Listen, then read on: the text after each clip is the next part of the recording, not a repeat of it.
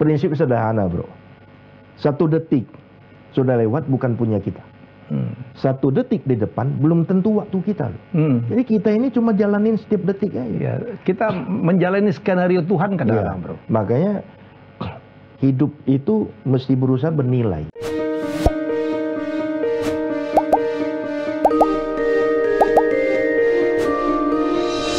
Senang sekali saya kedatangan sahabat saya.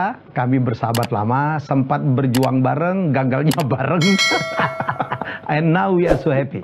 Ya, ini sahabat saya sebut namanya ya. Mirip-mirip dengan seseorang yang sangat terkenal di Indonesia. Basuri Cahaya Purnama. Wah, Yuyu. Hai bro, thank you. Bro. Seneng banget gue. Iya. Lama kita nggak ketemu ya. Iya. Padahal rumah nggak jauh-jauh amat. Iya. Ya, lu terlalu sibuk sih. Bukannya situ yang sibuk.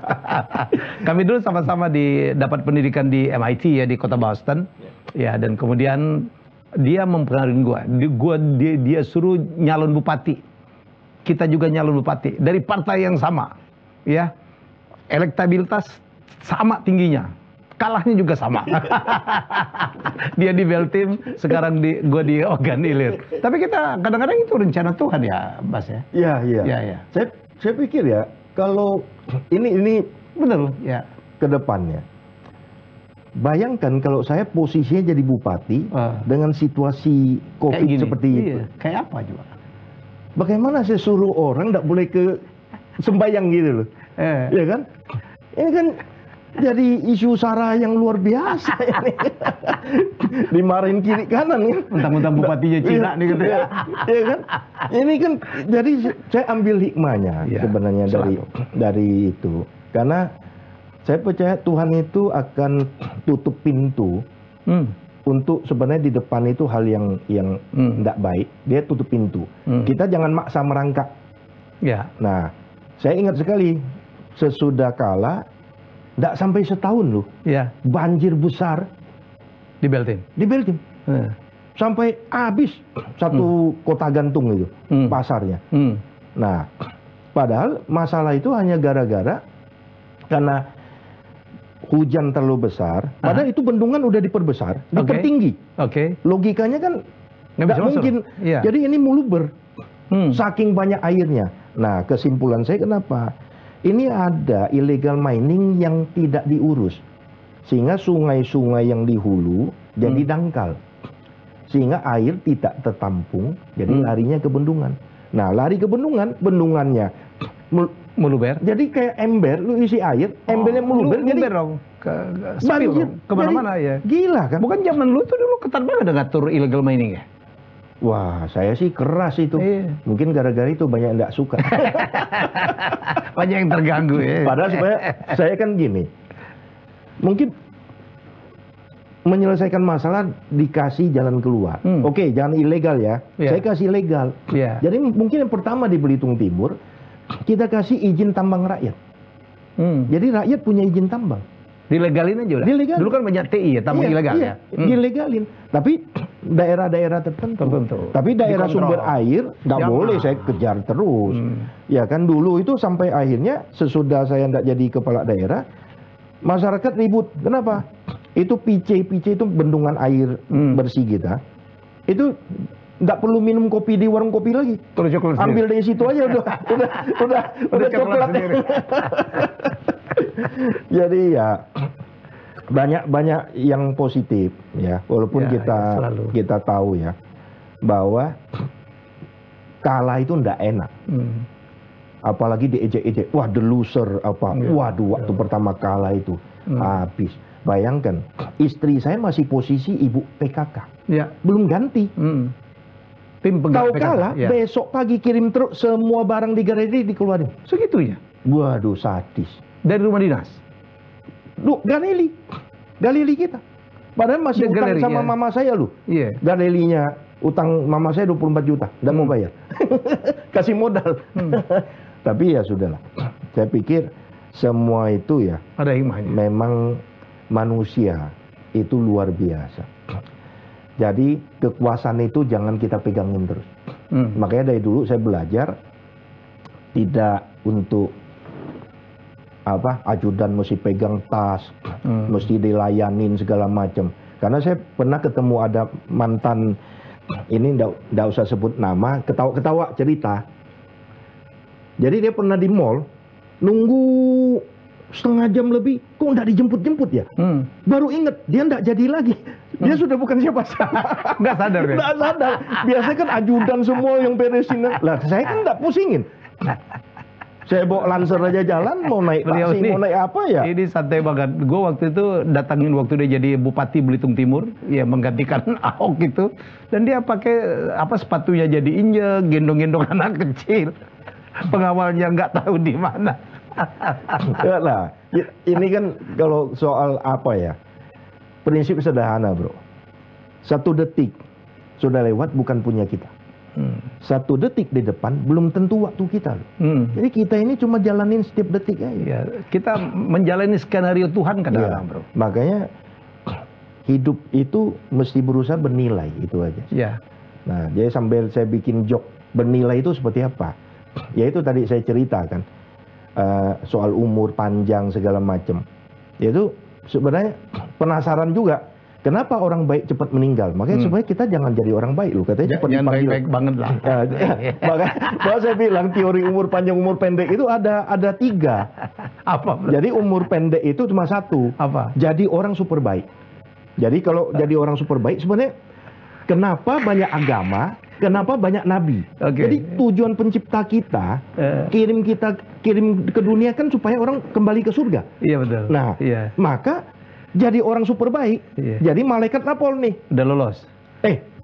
Bos, ini si Basuri ini jatah surga udah dapet. Terus gimana? Oh baik. Terus ngapain aja? Ya dia cuma baik anak istri sama teman-teman aja. Ngapain dia cuma baik aja? Kerja rutin, cuma begitu-begitu aja.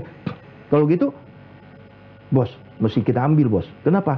Sebelah janda cantik baru pindah nih bos. Bisa hilang nih jatah surga. Nah dipanggil tuh. Nah saya nggak mau yang ini nih. Nah ini bahaya. Ya kan?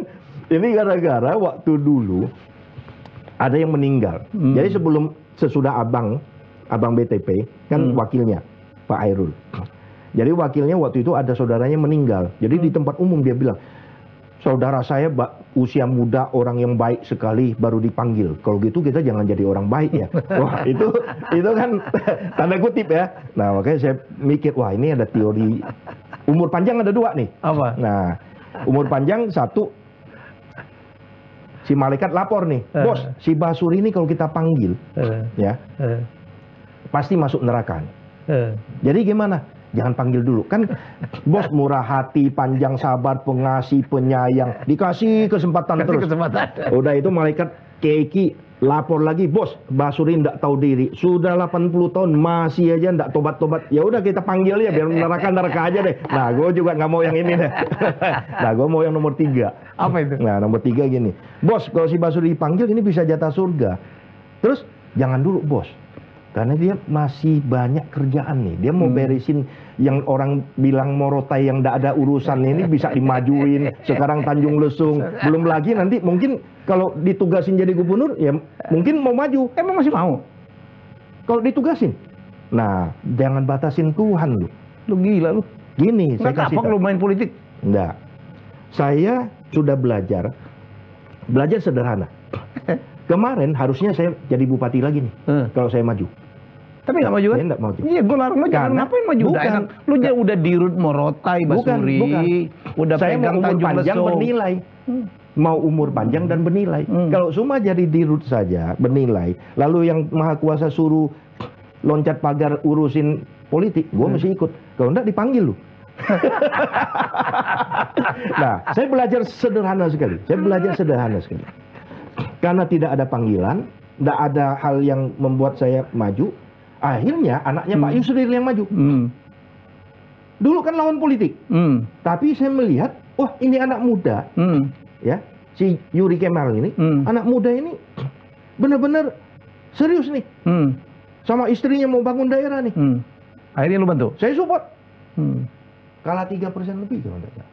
Kalah ya? Kalah 3%. Saya udah nggak ngikutin bro. Tadinya jauh bro, jauh banget. Gue sampai gimana jauh nggak iklannya? Itu mobil Bapak Ibu masih ingat saya, Bupati Belitung Timur, Ishak Bupati Mika. Jadi iklan di mobil keliling kampung, pakai foto saya sama iklan TV yang jalan itu, dikirim ke sana tuh, muter terus. Padahal orang dulu bilang kan, keluarga Ahok dan keluarga Pak Yusril itu kan berseteru. Bro, sebenarnya, makanya saya ketawa-ketawa aja, kita ini di politik, ya. Tapi sebenarnya bukan orang politik. Kita hanya diajari untuk bekerja sebaik mungkin supaya bernilai. Untuk membantu rakyat. Untuk bernilai. Nah, pelajaran yang paling berharga adalah waktu kalah.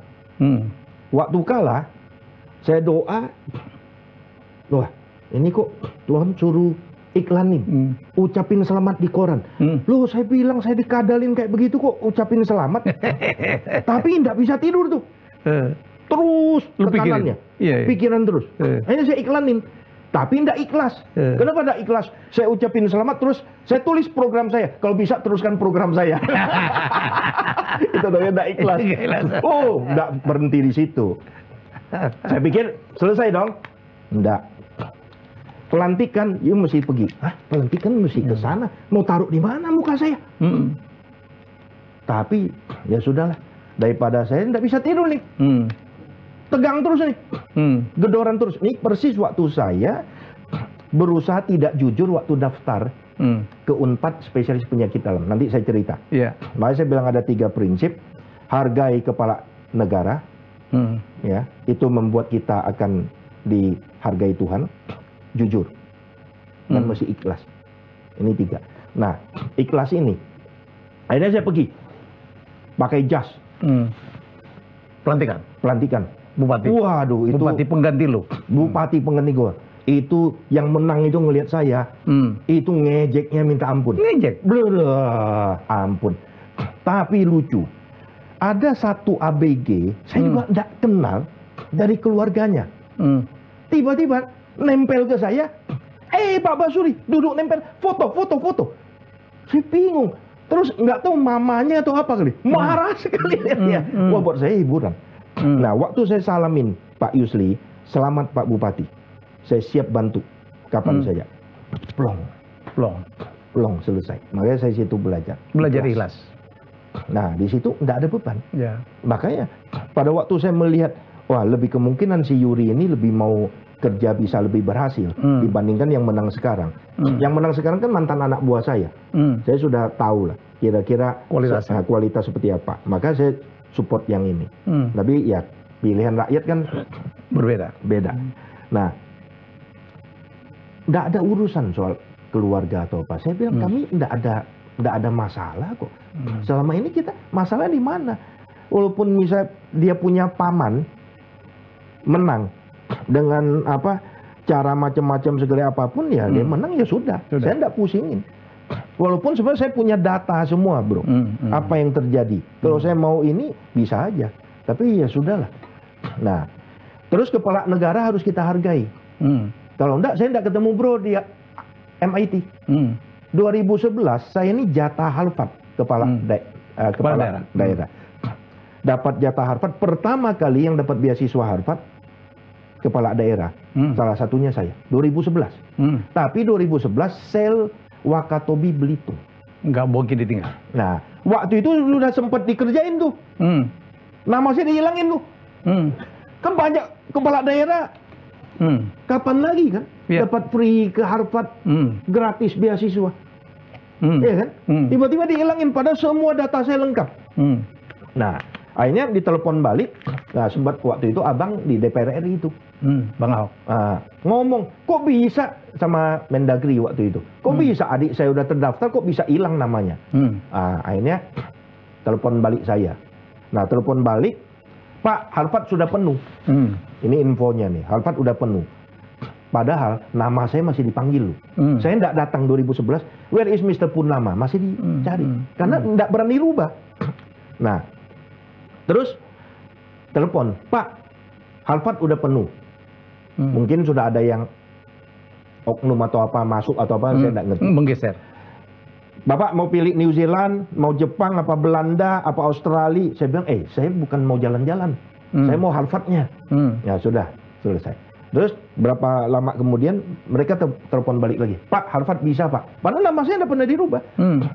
Cuma waktu saya lihat jadwalnya, ini persis saya ada di Amerika. Waktu itu Pak SBY, Presiden, yang rencananya mau datang ke Belitung. Saya Belitung. Wah, saya pikir ini kepala negara. Kita mesti hargai dan hormat. Kalau kepala negara datang, saya tidak ada di tempat. Maka saya ikhlasan. Nah, ikhlas dan hargai kepala negara. Jadi orang yang di atas kita, apapun dia, itu harus kita hargai. Karena gimana pun pasti Tuhan izinkan dia jadi kepala daerah atau presiden atau apapun. Nah, terus akhirnya lucunya kagak datang tuh Pak SBY. Pak Budiono yang datang. Tapi tidak apa-apa. Satu mobil sama Panglima TNI waktu itu. Akhirnya 2012 Belitung Timur dipilih menjadi tempat untuk kerjasama BKKBN dan TNI untuk launching KB Pria Nasional. Nah, itu bonusnya. 2012 nama saya muncul lagi di Harvard. Itu buat saya sudah tidak masuk akal. Nah, itu bonus. Gara-gara 2012 akhirnya berangkat ke Harvard, muncul di koran Kompas. Salah satu 3 terbaik yang dikirim kementerian Bupati Belitung Timur. Dibacalah sama AIDS Indonesia. Makanya ketemu bro lagi. 2013 nah, kita ke MIT. 2013. Makanya saya bilang itu bonus. Ya. Dan nah, soal jujur, nah ini penting. Bayangkan kalau saya jadi dokter spesialis penyakit dalam, kepala daerahnya tidak perhatian, tidak ada obat, tidak ada apa, saya bisa mati muda tuh kali. Urusin orang sudah tidak ada. Kenapa? Hopeless kan? Tidak bisa bantu apa-apa. Nah, mungkin malaikat bilang, si Basuri udah jatah surga nih, udah hopeless nih, bawa pulang aja. Nah, tapi saya beruntung untuk ikut kata hati. Jadi, waktu daftar UNPAD, saya dapat kata BLJ, kan wakil daerah. Nah, waktu di UNPAD cuma ada 2, satu dari Aceh, satu dari Belitung Timur. Saya daftar. Saya kan pernah jadi sales Toyota Auto 2000. Saya tidak mau tulis dong. Tidak ada hubungannya toh. Ya kan? Iseng waktu itu kan kita swasta nunggu ujian negara, saya iseng aja. Pengen cari duit sendiri gimana, walaupun sebenarnya 24 jam saya juga jaga. Saya juga tidak ngerti lah kenapa bisa muncul. Saya pikir ini supaya saya dilatih untuk bisa mungkin persiapkan saya untuk jadi kepala daerah segala macam. Nah, waktu daftar bikin malam, saya tidak jujur. Saya tidak tulis tuh. Salesman Auto 2000. Tidak saya tulis ikut seminar ini, seminar itu segala macam. Tidak bisa tidur. Jujur harus ini. Waduh, saya udah tahu kalau saya tulis itu pasti tidak diterima. Tapi tidak tahan. Saya harus ikut, harus jujur. Bikin baru. Salesman Toyota. Nah, sudah ujian. Terus besoknya dipanggil. Ini si dokter Aceh ini masuk duluan. Tidak lama keluar langsung. Sip, udah dok, tenang. Kita berdua yang dari daerah pasti diterima. Terus saya penasaran juga. Ujian nggak bisa. Wah, gede kepala kan. Tapi saya masih ingat itu Toyota itu. Jadi ragu juga kan. Nah, dipanggil dokter Basuri. Masuk. Silakan duduk. Ya, Prof. Terima kasih. Cewek, saya lupa nama profnya. Dikelilingin tuh. Kayak meja bundar kayak gitu. Mohon maaf ya dokter Basuri, ini dokter Basuri bukan mau jadi dokter nih. Ini ada salesman Toyota nih. Kita nggak bisa terima. Selesai. Bayangkan, 2013. Kalau saya ambil penyakit dalam 6 tahun, 2019. 2020 saya pulang. Nggak jadi bupati. Rumah sakit nggak ada yang support. Obat nggak ada. Segala macam fasilitas. Lu mau ngapain? Stres, mati muda kali. Nah, istri saya bilang, UI lagi buka tuh, udah berdegree gizi klinik. Coba daftar deh. Nah, daftar di situ. 2017 selesai, 2018 pulang. Nah, ditarik jadi kepala dinas kesehatan. Nah, mulai kita kerja keras ke pulau, ke apa. Nah, kerja keras ini akhirnya dapat waktu selesai jadi bupati. Selesai jadi bupati nih bro, masih dipanggil Menkes. Dapat penghargaan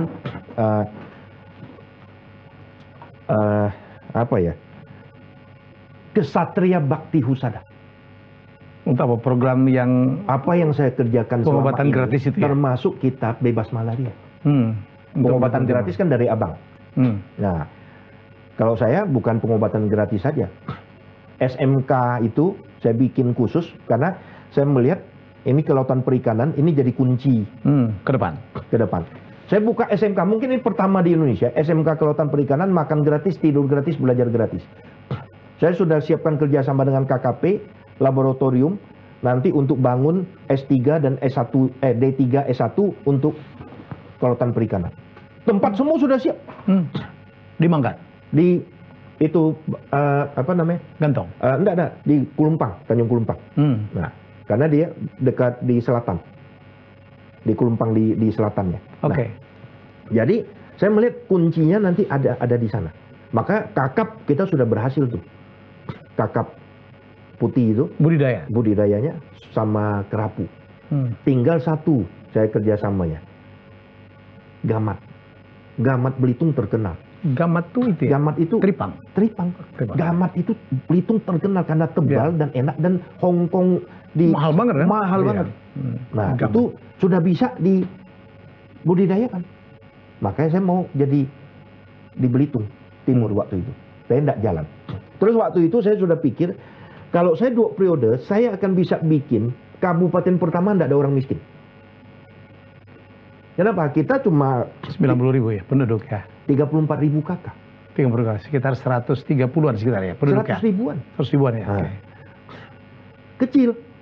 Orang miskin itu tidak sampai 10.000. Jadi orang miskin kita 2.700 kakak.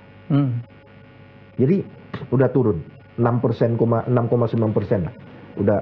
Nah, saya hitung kalau sekarang sawit yang ada 50.000 hektar, jatah masyarakat saya 20%. Makanya saya mau ambil balik 10.000 hektar. Ya. Bagi-bagi. 10.000 hektar saya bagi setiap bulan. Mereka tidak usah kerjaan, mereka ada jutaan setiap bulan. Itu selesai. Tapi saya juga pengen penjaga toko segala macam, pembantu kan juga ada penghasilan tapi masih kecil. Ya kan? Maka apa? Saya mau bikin HTI. Itu sempat di demo tuh. Nah, hutan tanaman industri bikin pabrik karet, sudah ada yang mau. Saya kasih 50.000 hektar, tapi jatah saya 10.000 hektar. Bagi lagi. Maka enggak ada orang miskin. Terus swasembada. Saya sudah siapin 4.000 hektar untuk padi. Kita sudah coba sekali panen 7,2 ton. Makanya bendungan PC itu harus jadi untuk ngairi sawah itu. Berantakan semua. Enggak diterusin. 4.000 hektar saya sudah hitung. Mereka bisa dapat minimal itu 7,5 ton. Kira-kira dapat 3,5 ton lah. 10.000 sekilo, 35 juta. 3 kali panen. 100 juta. Setahun. Lu 50-50 aja, rata-rata mereka di atas 5 juta. 1 bulan. Sudah bukan orang miskin. Tapi itu yang mau kerja. Belum laut loh. Saya belum cerita laut. Ada yang bilang, kita pegang 1 juta hektar laut. Belitung Timur. Jadi sebenarnya. Tapi itulah ya, Bas. Itu rencana kita kadang-kadang tidak sama dengan rencana Tuhan. Iya. Betul. Iya. Dan Pak Basuki yang orang lihat, wah gila. Saya bergaul dengan beliau selama di Boston, dan kita kemudian juga berapa kali juga training ya. Di Bali, di Belitung, dan kita lihat wow, kepala daerah ini demikian lain. Oleh karena itu saya gara-gara lu jadi wali di bupati, gua ke Belitung berkali-kali dan gua beli juga properti di Belitung. Jadi mungkin cocoknya jadi apa, Bupati Belitung. Enggak. Saya udah memutuskan. Kemarin gua dijemput lagi, disuruh nyalon. Ya, gua udah nggak mau. Ya, teman-teman asal tahu. Saya tuh nggak pernah kepikir tuh. Setelah 2 kali kalah, saya nggak pernah pikir. Ini orang yang pengaruhin gua. Ingat banget tuh, kita kunjungan ke DKI habis pulang dari Boston depan Ahok. Bang Ahok, ini Abang Helmi ini nggak mau dia. Katanya percuma gitu. Gue ingat banget kalimat lo. Jadi kita tuh walaupun nggak bisa merubah, kita tuh garam sekecil apapun, masukin di laut masih ada pengaruh. Dia bilang partikelnya berubah. Kurang kalimat kayak apa, dan Ahok ngangguk-ngangguk, iya bang gitu. Itu filosofi sederhana kan? Kan suka ini Danau Toba kan air tawar. Ya kan, kalau saya tetesin 1 tetes air garam, ada perubahan apa enggak? 99% bilang tidak ada perubahan. Padahal ternyata siapa bilang? Secara molekuler sudah ada NaCl perubahan di situ, cuma tidak kelihatan. Nah, itu sebenarnya. Filosofi kayak gitu. Dan kota ini bareng kita satu partai. Waktu kita nerima pembekalan kita berdua sebelah, dan sama-sama pongah kita. Elektabilitas tinggi ya. Lucunya lagi kan? Kenapa? Sama-sama punya tanda yang sama.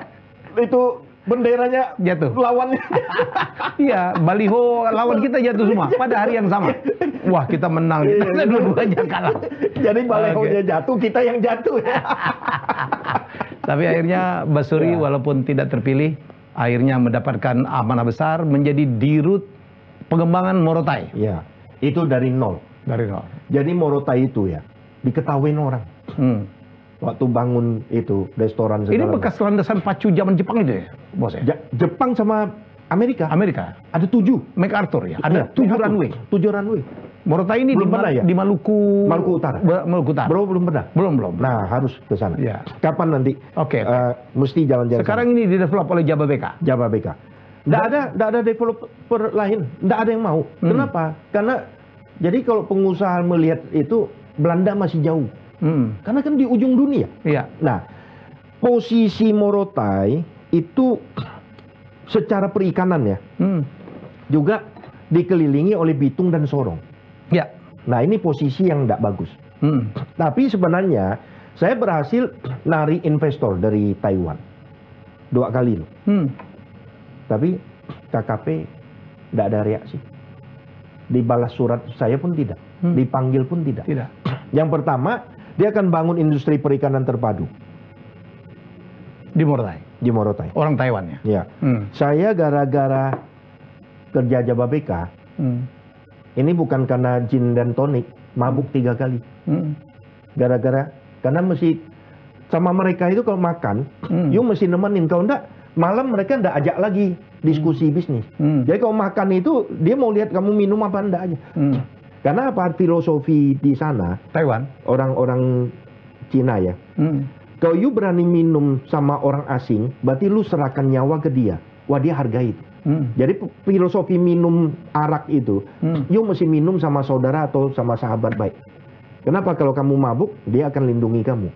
Jadi kalau kamu berani minum sama orang asing, berarti lu menghargai orang asing itu sebagai sahabat atau saudara. Maka dia hargai habis. Jadi lu ikut mabuk juga? 3 kali. Lu mau nyebut yang mana? Yang paling tinggi Motai itu di atas 50% itu mungkin berapa 60% alkohol itu. Gue udah minum. Gue radenin. Ya, kita mesti profesional. Sekarang udah sejauh apa Morotai? Nah, Morotai kita sekarang dapat lagi investor Taiwan. Dan mereka lagi nunggu meredanya COVID ini, mereka akan siapkan charter pesawat. Ini yang ketiga nih. Ini yang ketiga. 1-2 gagal. 2 gagal. Nah, yang 2 yang paling saya kesel. Yang 2 ini gini. Mereka akan bangun shipyard dan industri perikanan. Tapi waktu itu zaman Bu Susi, tidak boleh kapal asing.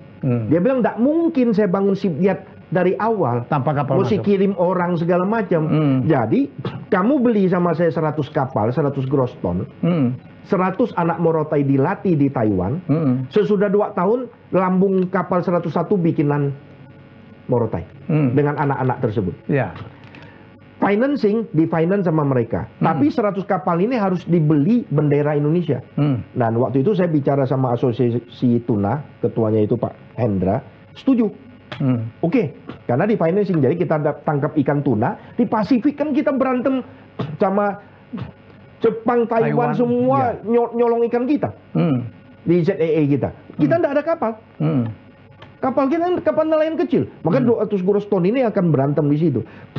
Kan kalau ada kapal kita akan bisa teriak dong, ada pencuri. Sekarang kalau tidak ada kapal, pencuri dari mana kita tahu ada pencuri?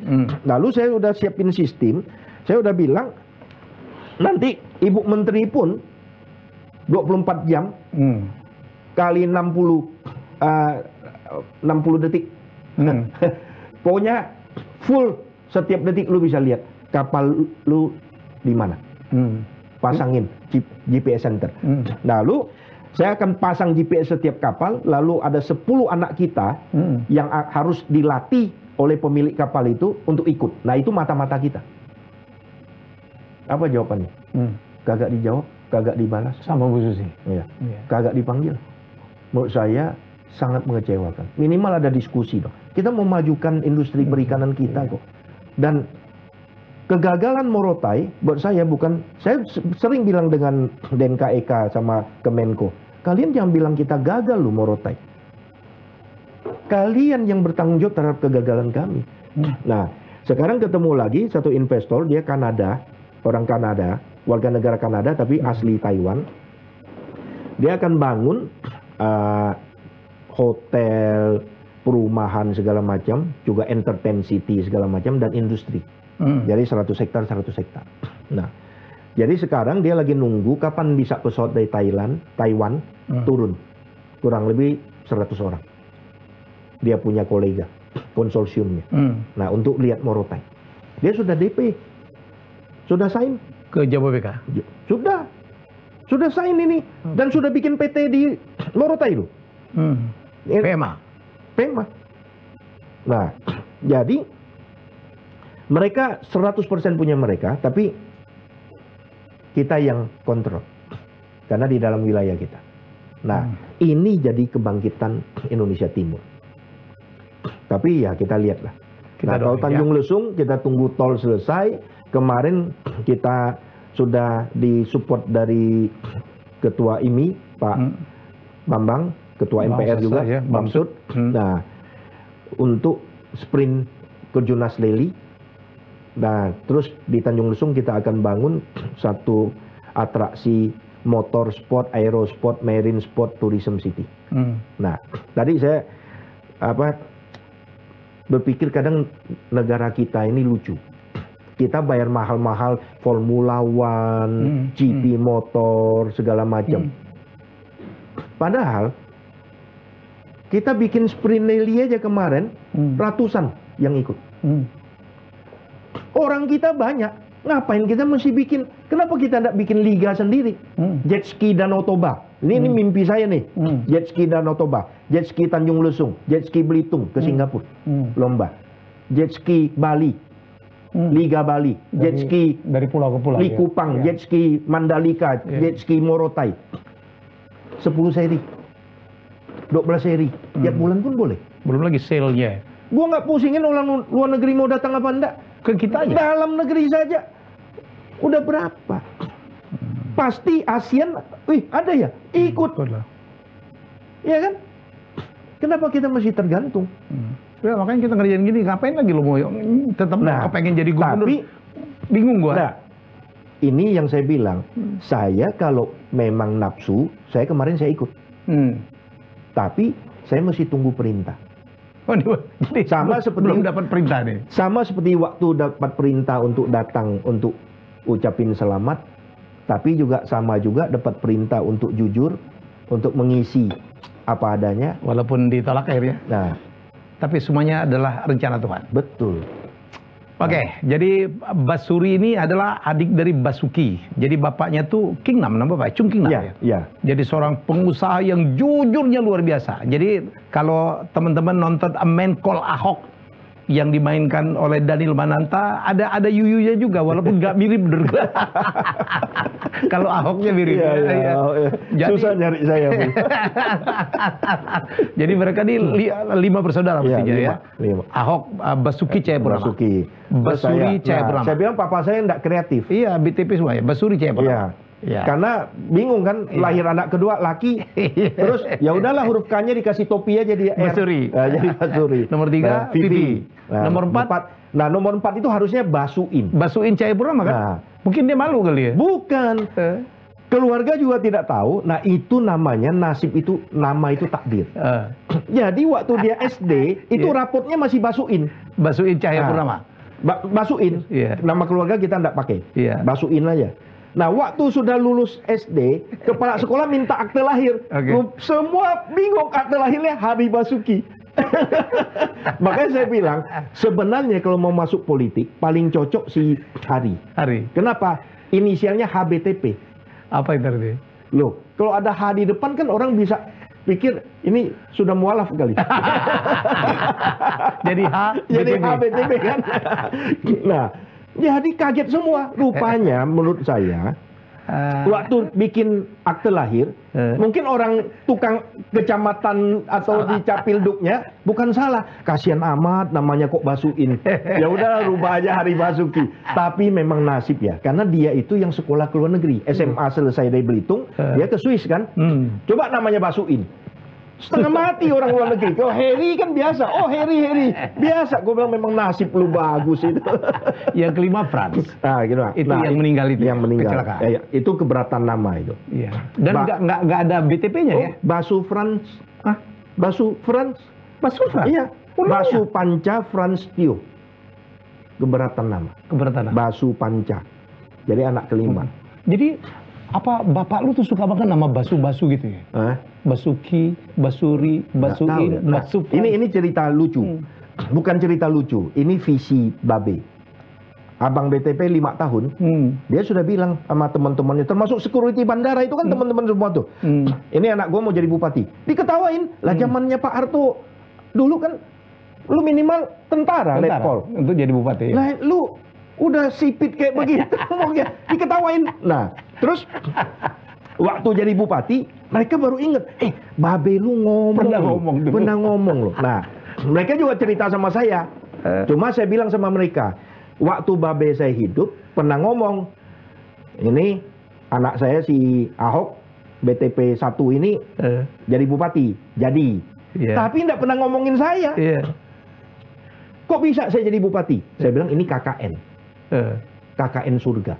Jadi Babe saya udah meninggal di sebelah Tuhan bilang gini, Tuhan lupa kemarin waktu hidup ngomongin adiknya jadi bupati. BTP juga. Nah, jadi makanya. Nah terus udah itu kok bisa jadi gubernur? Sama Babe gua KKN surga. Bilang bisik-bisik, Tuhan jadiin gubernur lah walaupun sebentar. Jadi karena jadi bupati jadi gubernur Bang Ahok karena ada orang dalam ya. Iya, ada KKN. Ada orang dalam. Jadi beliau ini panggilnya Yuyu ya. Kita nonton lah Menkol Ahok ya, tapi itu kan banyak juga yang nggak nonton, ya kan? Gimana sih orang tua lu itu, Babe lu itu mendidik anaknya begini semua tuh gitu, kenceng-kenceng, jujur-jujur gitu, gimana sih? Jadi Babe itu ya dari dulu itu kalau soal duit itu nggak pernah pegang tuh. Dia kontraktor kan? Kontraktor, pekerja punya tambang juga. Jadi mama saya cerita itu duit bisa di lemari, tidak lama bisa habis tuh. Orang datang dibagiin aja. Anak saya mau sekolah kasih, nanti mau bikin rumah kasih. Nah, yang hebat gini, kalau bantuan untuk rumah agama, misalnya masjid, nah dia selalu tanya, ini masjidnya udah jadi belum? Oh baru mau bangun. Oke. Kalau gitu tolong ya, saya punya dana buat pondasi. Lah kalau pondasi kan tidak pernah dibongkar. Jadi masjid itu sampai kapanpun berdiri, kalau Bro Helmi bantu masjid, bikin keramik dibongkar. Bisa dicongkel. Bisa congkel semua. Tapi pondasi tidak pernah congkel. Kalau diperbesar, pondasi tetap dibiarin kan. Nah makanya saya pikir mungkin dari situ kami dapat berkahnya sampai hari ini. Nah ini ada. Nah kalau makan siang atau makan malam atau apa, terutama malam kalau sudah selesai di tempat tidur atau apa, suka cerita deh. Nah filosofi hidup seperti apa, tentang kejujuran dengan saudara, bagaimana kita ini mesti hadapi miskin atau kaya itu enggak usah takut. Saya juga dari miskin, tapi ya itu kalau jadi dia bukan bilang soal jujur, dia hanya bilang nama baik itu jauh lebih baik daripada kekayaan besar. Dan itu ada nama baik jauh lebih baik daripada kekayaan. Nah, itu ada di Taurat juga. Nah, itu Babe. Padahal belum Kristen dia. Belum Kristen. Nah, jadi filosofi hidup. Tapi yang sering diajarin adalah soal korupsi. Dia bilang, tuh, yang itu minta duit begini. Sehingga kita dari kecil, itu sebenarnya sudah ada amarah. Udah kesel kalau sudah lihat pejabat itu. Karena itu dicekokin oleh si Babe. Karena nyusahin Babe. Iya. Harusnya keluar uang untuk bayar gaji kan nggak keluar duit. Karena kalau nggak dikasih, nggak mau keluar duit oknumnya. Kan karyawan mesti dibayar. Oke. Nah, jadi akhirnya gimana? Supaya karyawan tetap dibayar, Babe pinjam duit loh. Pinjam duit yang bunganya bisa 30% sebulan loh. Gila nggak? Nah, tapi lucu ya. Yang di film itu temennya. Tapi ada satu lagi, dia selalu kemana-mana naik sepeda butut. Sepeda jengki. Tapi kaya. Temennya? Tukang pinjam duitnya. Tukang pinjam duitnya. Iya. Nah, dia punya Vespa bagus. Setahun bisa hitung pakai jari kapan naik. Jadi waktu dia meninggal Vespanya masih kayak baru. Nggak nikmati. Tapi bunganya gede. Ya Bapak pinjam. Kenapa? Saya bisa bayar. Tapi kalau orang miskin nggak kita bantu, dia bisa mati. Kalau saya jatuh miskin, saya bisa cari duit. Saya sudah tahu gimana cari duit supaya kaya lagi. Kalau dia nggak tahu. Nah makanya mama saya pernah jualan kue. Tapi mama saya juga luar biasa. Kenapa? Waktu muda pernah jadi pembantu kok. Oh iya? Iya, pernah jadi pembantu umur 14 tahun kerja di Jakarta sama saudara. Makanya dia pintar Mandarin. Dia cerita, jam 4 pagi sudah mesti bangun, mesti pompa air. Makanya dia punya tangan gede. Karena dari muda dia mesti pompa air. Saya suka candain, Ma, kita kalau nggak ada uang kita jual ya sekilo sama Jepang mungkin dapat puluhan juta. Dong, lu ngomongin gua terus entah istri lu gede kayak gini ya. Oh jangan. Kurang ajar. Nah, suka. Ya, bapak itu kalau candain seneng gitu. Ya, terus, nah itu. Terus, kapan belajarnya? Waktu setrika, jam 12 malam baru tidur. Jadi rata-rata tidur 4 jam. Tapi makanya dia pintar bahasa Mandarin. Dia bisa tulis, bisa baca. Nah di situ.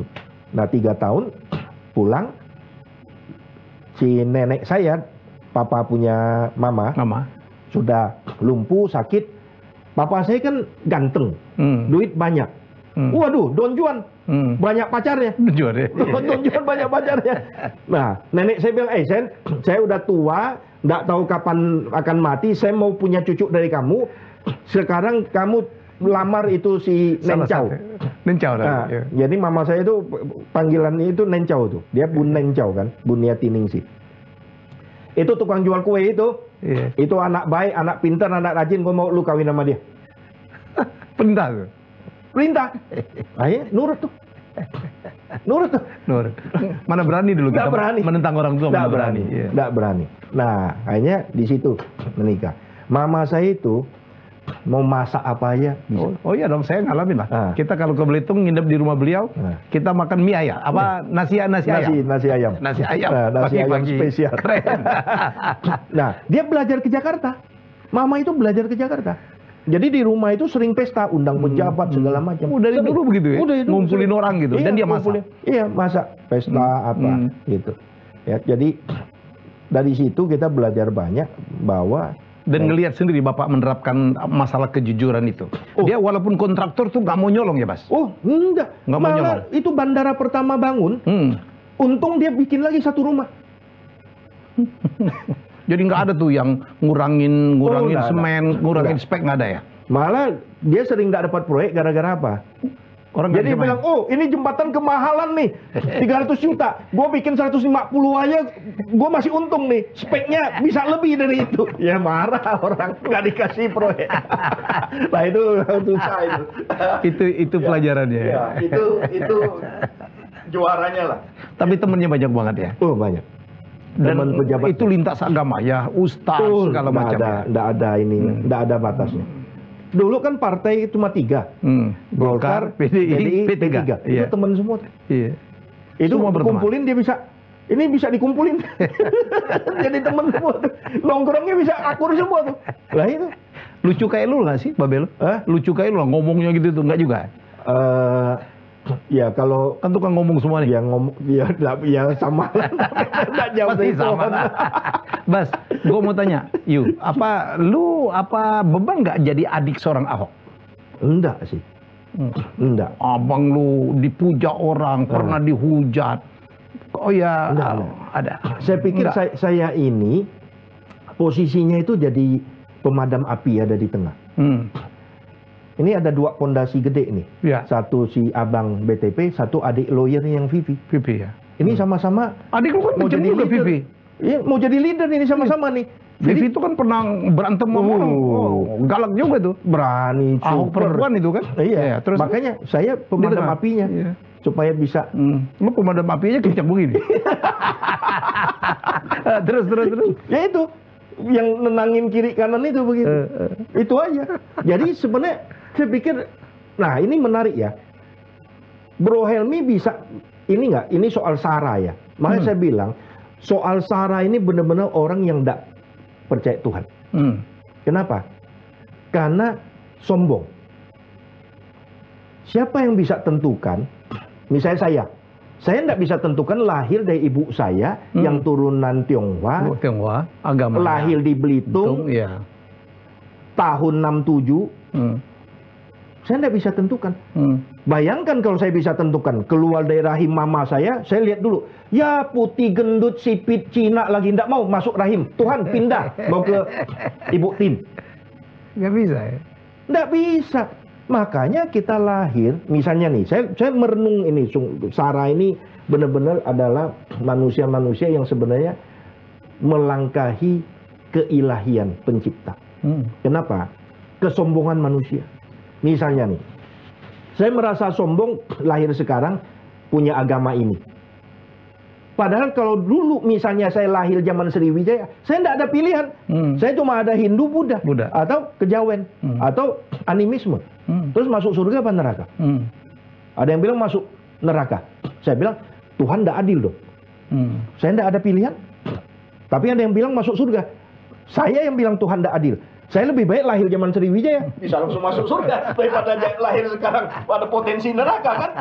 Jadi kesombongan manusia yang membuat kita membedakan satu dengan yang lain. Padahal kita tidak berdaya. Tidak ada daya kita. Mau lahir dari apapun. Mau lahir orang tua kita zaman apa, orang kaya, orang miskin. Kalau bisa, kasihan orang miskin loh bro. Kenapa? Tidak ada yang mau lahir. Orang miskin kan tanah. Kan kalau lahir kan kepala di bawah dulu, muka. Keluar dari rahim ibu kan sama dukun beranak nih misalnya nih. Saya lagi bayangin nih, dia lagi ngangkang ibunya dukun beranak, anaknya lahir, lihat ya rumah tanah miskin, masuk lagi ke rahim. Tuhan pindah rumah sakit yang kaya. Orang miskin tidak pernah punya anak dan kasihan dukunnya, pegang dapat terus ya. Tapi orang kaya mau berapa puting ibunya? Kenapa? Lahir bisa ribuan, semua orang mau jadi anak orang kaya kan? Jadi sebenarnya luar biasa. Kalau manusia itu membedakan manusia. Jadi balik nggak ada beban ya jadi adiknya seorang Ahok. Nggak ada. Saya pikir ini sudah takdirnya begitu. Kan saya lahir dari mama saya juga nggak tahu kalau abang BTP akan begini. Saya sampai candain. Ada yang bilang, wah Pak Basuri apa gini-gini. Malah ada yang bilang gini, Bapak abangnya ya? Wah, saya bilang gini ceritanya. Udah segini kan, tua amat sih gua mukanya, ya kan? Tapi memang tua sih. Jadi saya bilang ini masalahnya kesalahan Nyak Babe. Waktu bikin anak pertama, mereka lagi semangat tinggi, maka hasilnya tinggi ganteng. Bikin anak kedua semangat udah turun, hasilnya kayak begini. Ya kan? Nah, terus waktu itu ingat ketemu Pak Jonan, waktu itu masih menteri, dikenalin. Pak Menteri ini adik saya nih, Basuri. Hok, adikmu kok lebih ganteng? Nah, abang yang jawab, gini Pak Menteri, waktu bikin anak pertama Nyak Babe gua lagi coba-coba nih Pak Menteri. Anak kedua lebih presisi. Jadi gitu. Nah, jadi kalau beban saya pikir enggak ya. Soalnya saya juga bukan yang artinya harus bagaimana gitu. Tapi ada keuntungan nggak jadi adiknya Ahok? Mungkin kemudahan karena Yuyu adiknya Ahok. Saya pikir kemudahannya mesti ganti nama. Kan nama saya Basuri. Enggak, maksudnya begitu, ini adiknya Ahok, terus lu dapat nama saya pertolongan gitu. Berubah semua tuh. Kenapa? Ya seperti Bro tadi bilang, adiknya Ahok, nama saya berubah dong. Dari Basuri jadi adiknya. Tapi memang karena abang posisi di situ, yang nggak enak itu gini. Abang lu kan gubernur. Iya kan? Iya. Ini ada bisnis begini-gini. Makanya selama abang wakil sampai jadi gubernur 5 tahun, boleh hitung, nggak sampai 10 jari saya kesana.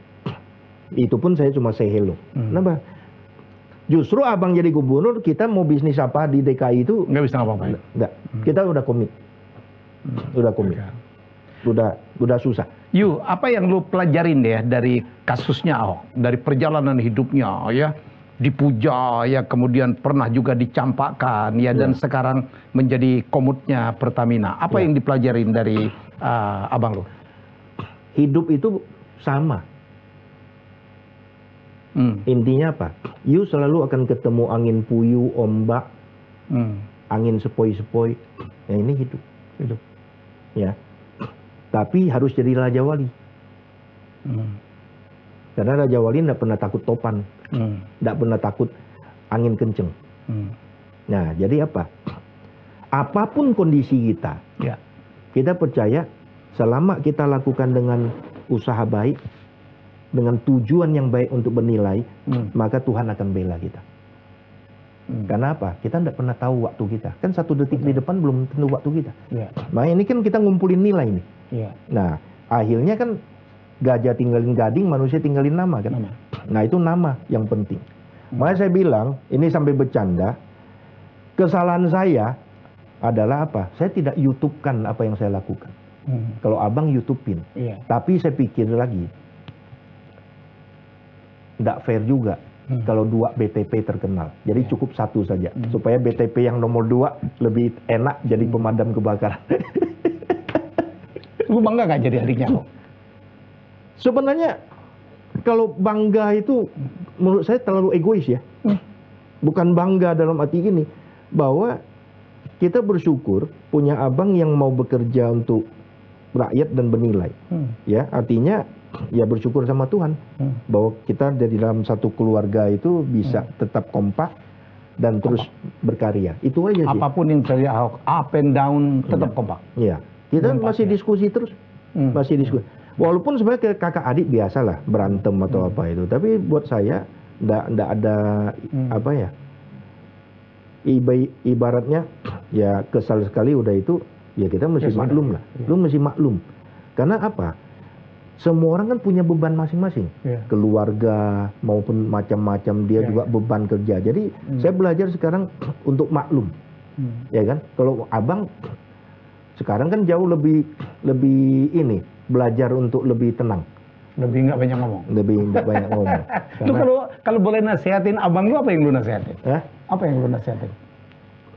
Jadilah lemah lembut. Di situ aja. Nah, sebenarnya dari dulu saya sudah kirimin, itu ada di Injil. Salah satunya adalah lemah lembut, kamu akan memiliki bumi. Gitu. Jadi lemah lembut itu jadi kunci. Jadi you merasa kadang-kadang Ahok terlalu kencang? Oh iya, tapi kadang saya juga kenceng kok. Iya, cuma saya lupa YouTube-in. Saya sempat ya, ada satu yang saya udah keki nih, kalah pilkada nih. Tapi saya punya bukti luar biasa. Wah, saya pengen konferensi pers. Ledakin. Nah, inilah waktunya BTP 2 terkenal. Iya. Tapi sudah itu saya pikir, enggak jadi ini, karena ini akan menghebohkan luar biasa. Secara politik dan juga sistem tata negara akan... Melawan keluarga Yusril Iza Mahendra lagi? Enggak. Ini nasional punya. Oh, nasional punya? Ini nasional punya. Tapi enggak boleh buat publik lah. Lebih baik. Tapi saya punya bukti. Saking dizoliminnya segala cara loh. Kadang kan orang suka bilang kan bahwa ada yang salah itu karena oknum. Ini bukan oknum lagi. Sistem. Saya sistem, dizolimin oleh sistem. Dan saya ada bukti. Luar biasa. Tapi ya itu pegangan saya. Ya, minimal saya melihat ya jauh lebih enak mode sekarang lah daripada BTP. Karena kalau BTP kan kemarin sempat Pulau Seribu jadi masalah kan, jadi kita jangan.